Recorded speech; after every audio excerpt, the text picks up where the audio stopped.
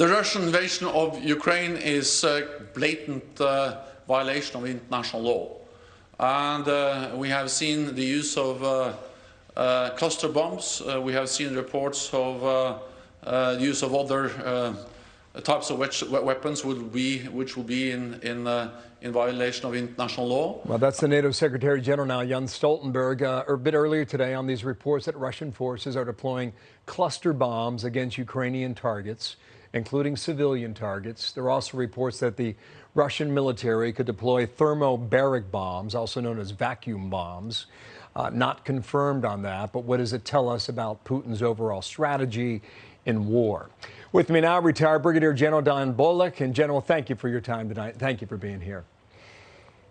Well, thank you for having me, Bill. Sure. First, on the cluster bombs, these are wicked weapons of war. Explain how they work, and why would Russia use them? Well, Bill, you know, I got to give you credit for the last 30 minutes here, nearly 30 minutes. I've been watching the face of war and the devastation of all the weapons.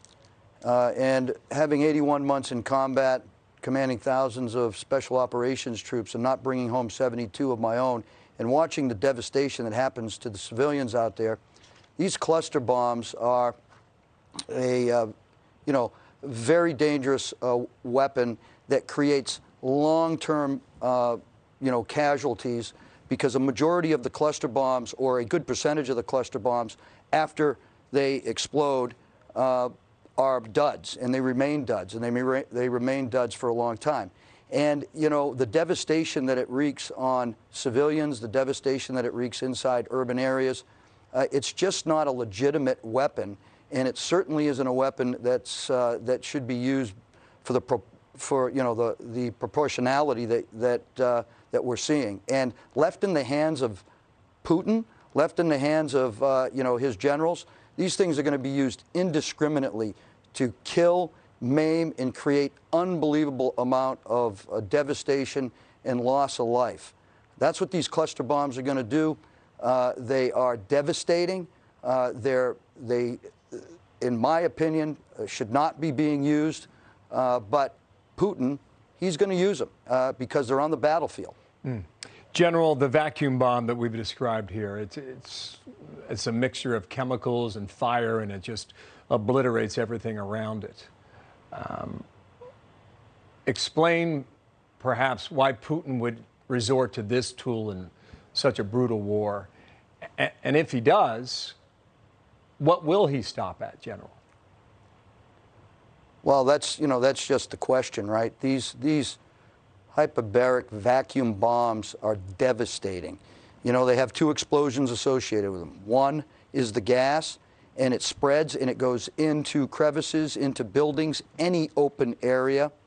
And then the second explosion ignites that gas, and it vaporizes anything in its path.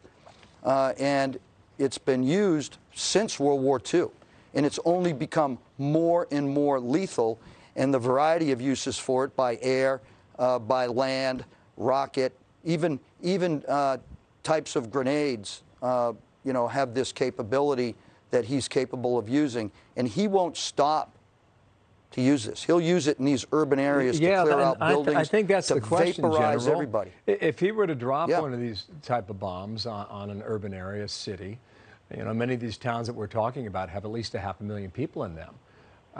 What would be the result of that? Well, it's going to be untold casualties of civilians, mostly, and any of the military that happens to be confronting him at the time. But it's just going to be utter devastation inside a population center, and a moral leader would never use that. But this guy, he's got no morals. So if it's on the battlefield, he's going to use it. There is a team heading in from The Hague to investigate war crimes already. I don't know what your view is on that. I can tell you what mine is. I saw some video online last night that just kept me up at night. And that's the video in Kharkiv. I don't know if you've seen it or not, but there's a bomb that drops. and a gentleman walks out of a home. We're not showing it on TV for obvious reasons. And he's got all this on an iPhone, and he's recording it, and there's just devastation all over him. And you see 4 women walking down the street, and they're screaming and crying. And the camera pans to the left, and there's human bodies on the ground. And these aren't soldiers. These are civilians. To me, they look like they're 65-year-old women missing limbs. That is a war crime, sir, on camera. It is absolutely Is that all the a war evidence crime. you need? No, listen, the invasion is a war crime. I don't need a special commission. I don't need a bunch of investigations. I don't need a team of lawyers or a team of anybody to make the observation that this whole invasion is a war crime and Putin is a war criminal, and any of his officers that are executing these kind of directives from him are committing war crimes as well. And it's unforgivable in its nature. General, thank you for your time.